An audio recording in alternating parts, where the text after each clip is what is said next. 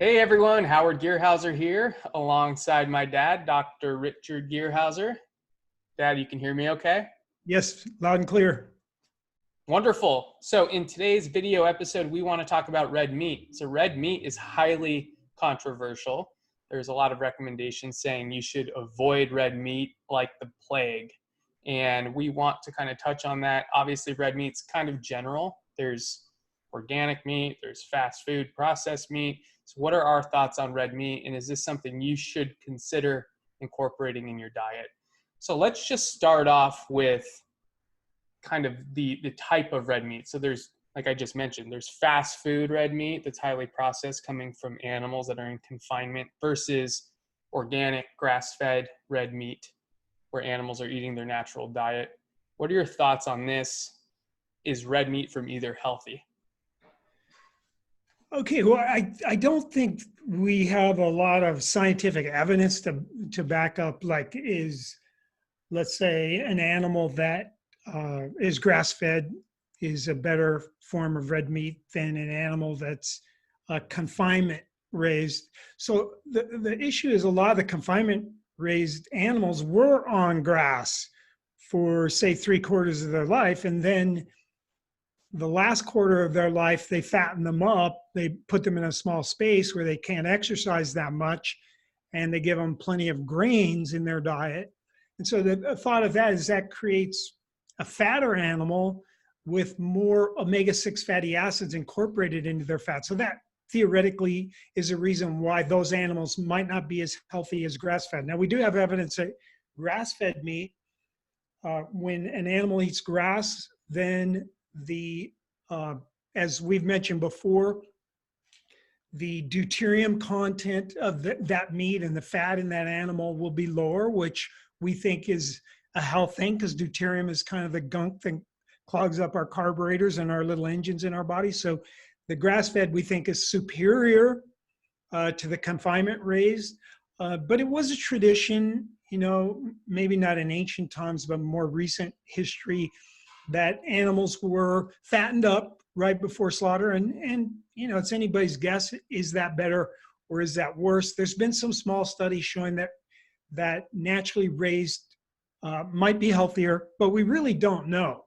To me, it's more the ethical issue. Do I want an animal that was pinned up and maybe given hormones and maybe has antibiotics in their feed and creating pollution? You get 10,000 cows in a small area and they're all pissing and shitting. And where does all that go? Well, there's nowhere for it to go. And so you have to truck it out of there, and those, millions of gallons of urine, they pollute the environment, add in all the chemicals that they might be giving those animals. So I would say the environmental effects and the inhumanity to fellow creatures, to me, is the biggest issue with the confinement race.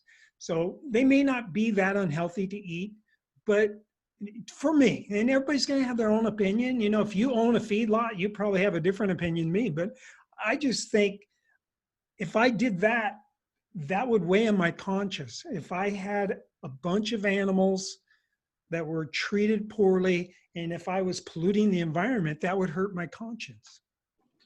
And a lot of people have taken this ethical stance against eating meat in general. The vegan movement's obviously very popular. The vegetarian movement's very popular. And there's a lot of dogma kind of blasting red meat just as a whole as being not healthy. Is there a lot of evidence supporting that red meat is something that's going to end your life earlier or cause disease? What are your thoughts on that? Well, that's another thing that's kind of gone back and forth. I would say there's been a big push recently. Walter Willett, he's a professor at Harvard, and he's kind of one of the top gurus in nutrition.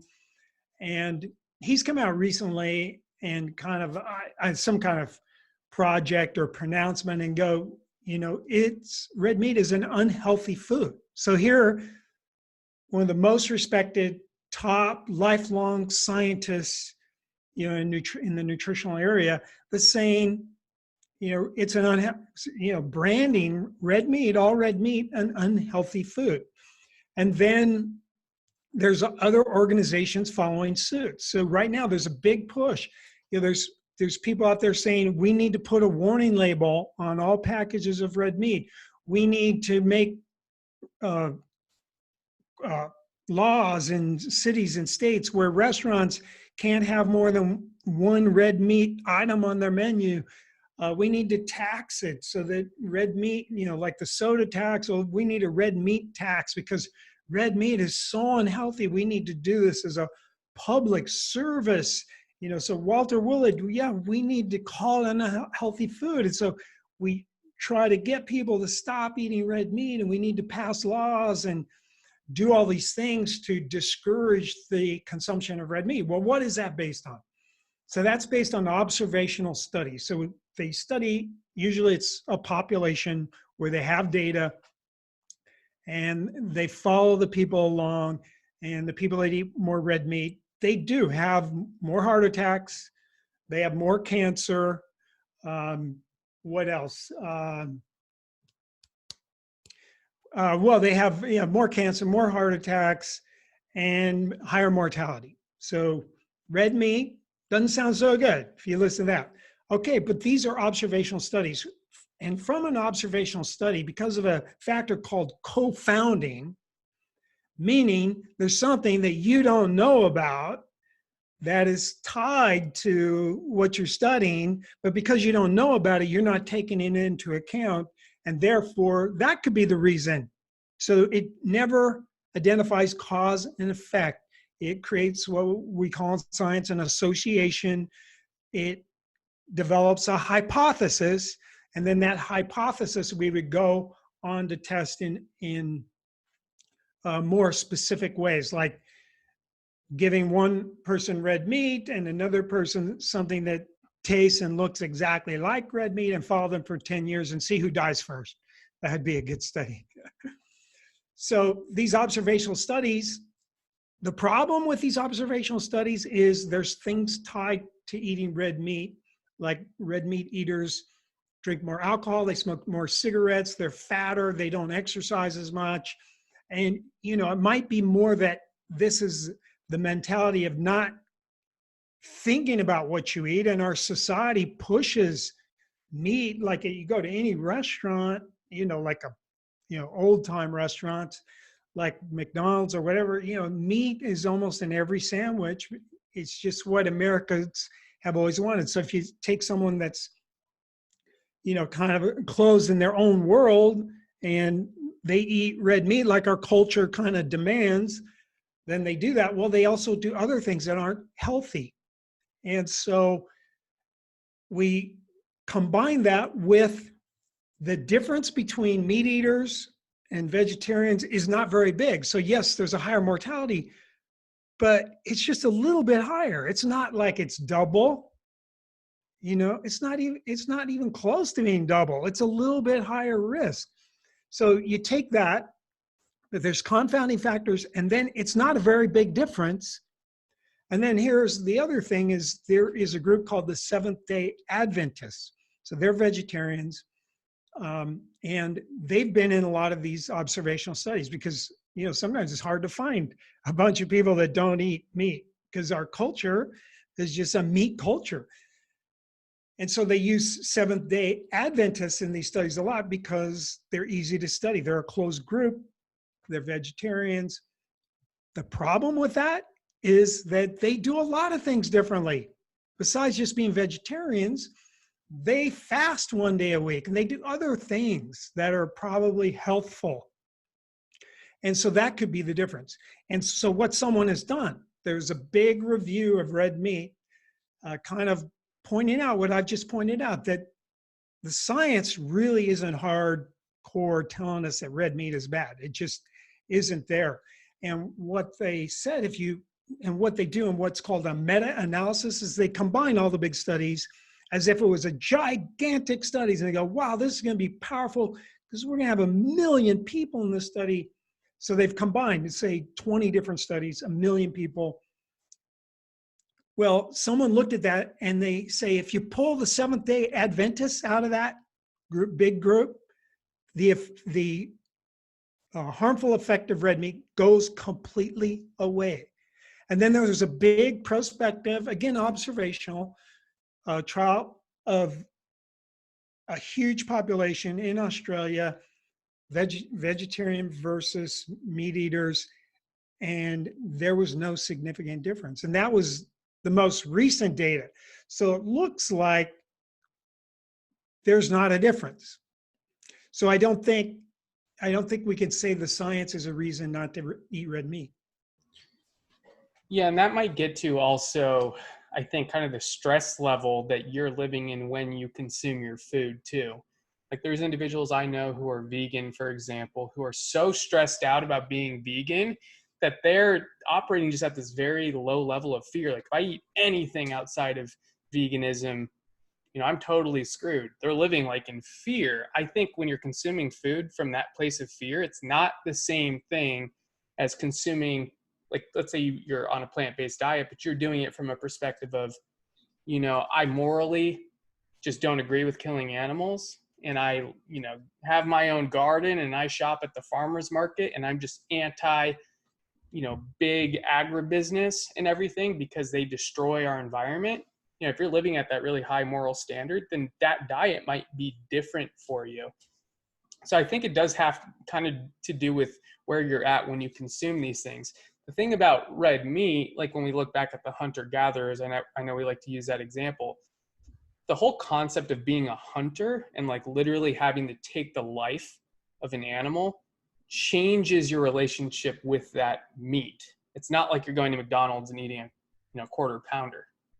You really value that animal. You took its life. It's like a sacred thing, which changes your level of gratitude for that animal. So you're eating this thing from a very different place rather than mindlessly consuming red meat from McDonald's. So my point being that if you're operating out of fear from a vegetarian or plant-based diet equal to someone who's mindlessly eating meat, it wouldn't surprise me that the mortality wouldn't be that much different.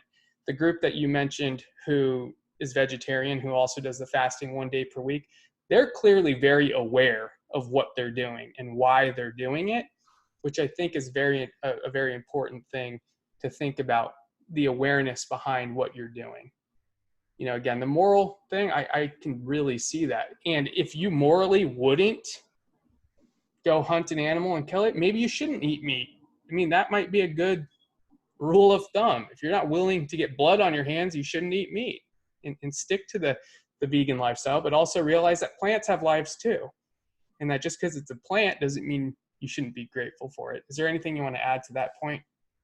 Well, and the other thing about a vegan lifestyle, if you're eating soy or rice or whatever, the big ag monoculture agriculture kills many animals. If you have an acre of soy, I don't remember the exact numbers, but you kill, 1,000 butterflies, 400 ground squirrels, or whatever it is. You kill even more animals than you would if you ate a steak.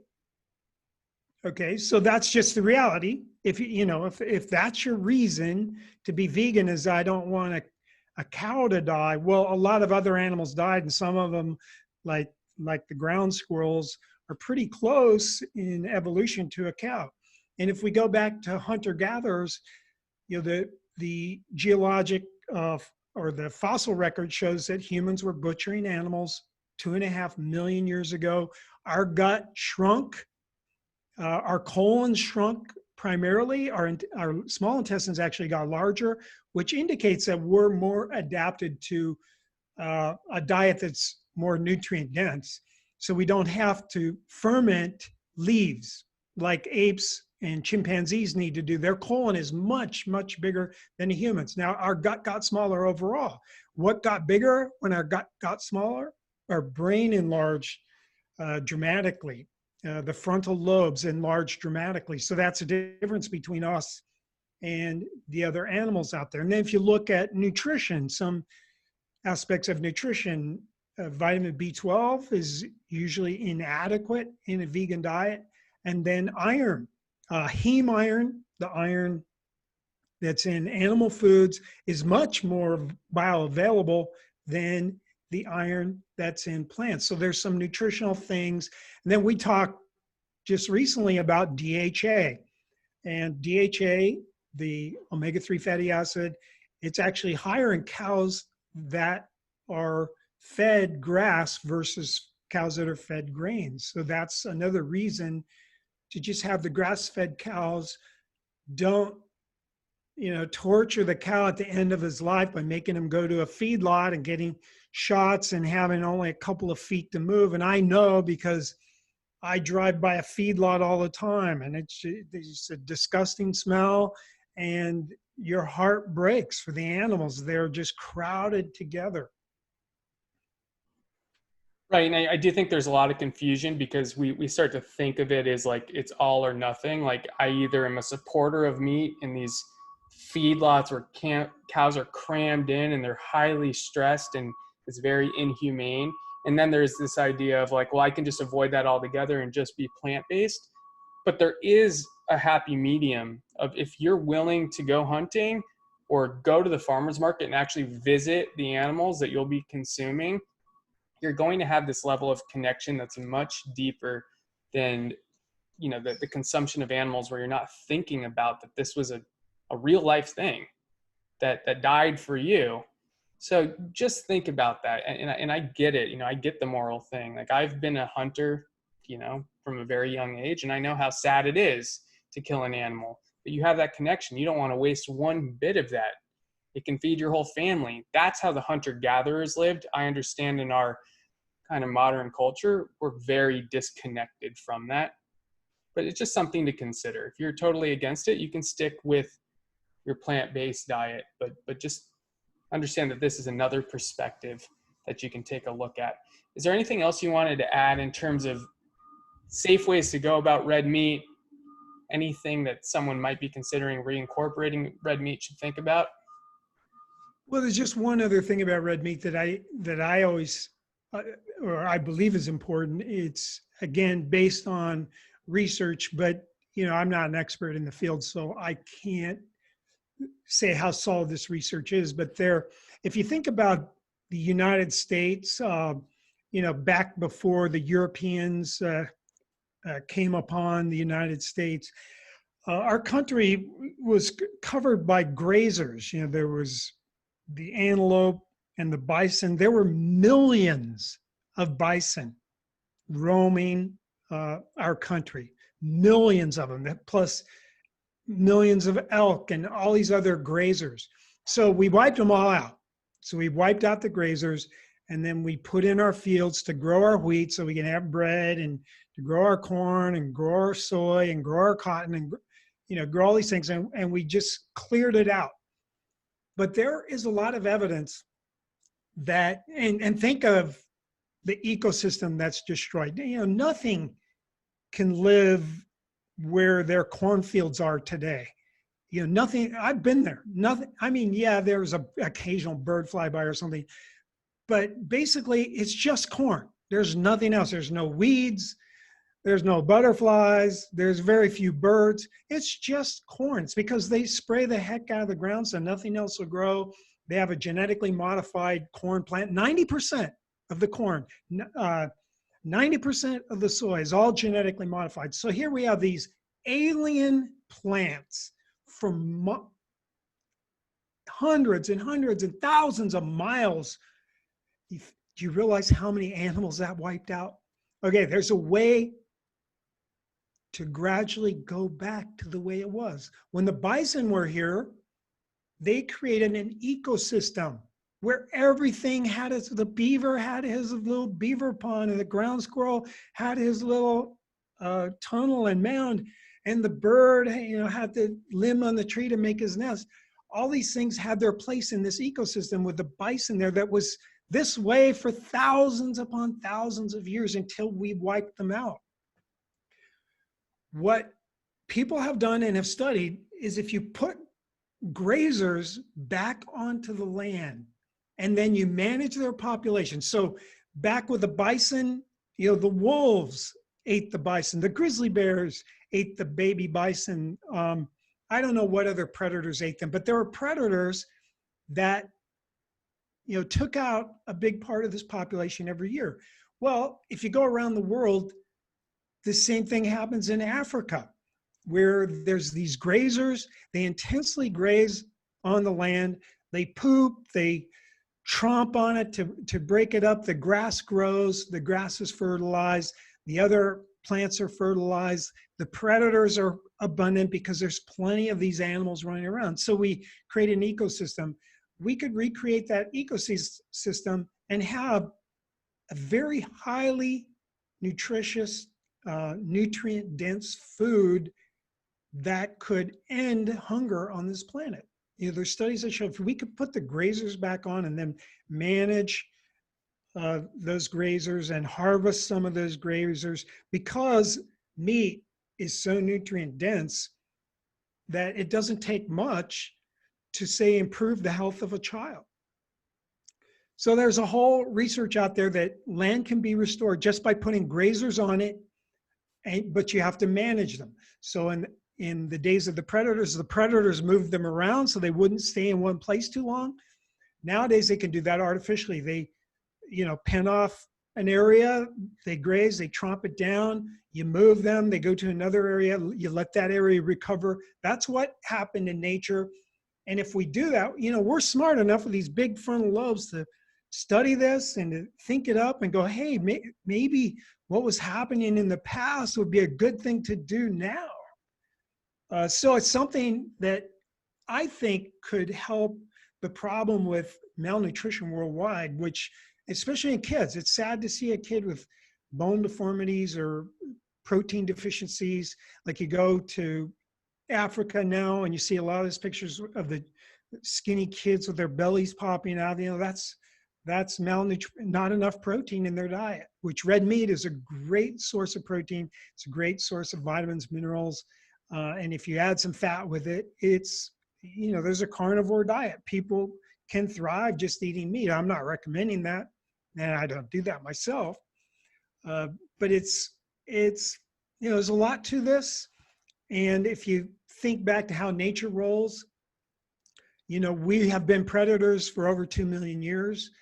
Maybe we have to kind of go back the way nature made it and go, hey, let's reestablish this to save the land.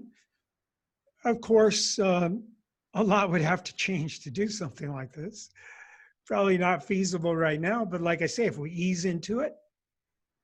Yeah, and doing your part might be as simple as go visit your local farm. Go to your farmer's market, talk to the farmers there, see if you can go do a tour of it. My dad and I have done that before. It's actually pretty cool because you get to see how the animals are living. You can, go and actually interact with the animals.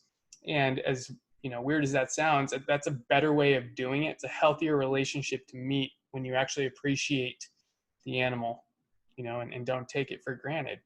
This mindless consumption that we've turned United States into, I don't blame you for not wanting to support that. I don't support that either. But you can support local farmers who are doing it the right way, who are trying to reestablish what my dad just mentioned, the way nature works in harmony with all animals, including human beings, living in harmony. There's a way to do this to where it doesn't have to be so mindless and so destructive, where, our environment's totally getting destroyed, not just by the, feedlots, but also from the agribusiness. So we do have to rebalance all of this. Is there anything else you wanted to add? No, that's good. Great. So make sure to go check out the Quantum Possibility channel. We have tons of free content just like this. We like to cover a wide variety of topics, and it's completely free. So we invite you to go check that out. Hopefully you enjoy those, and we'll see you on the next video. Thanks, Dad. Thanks.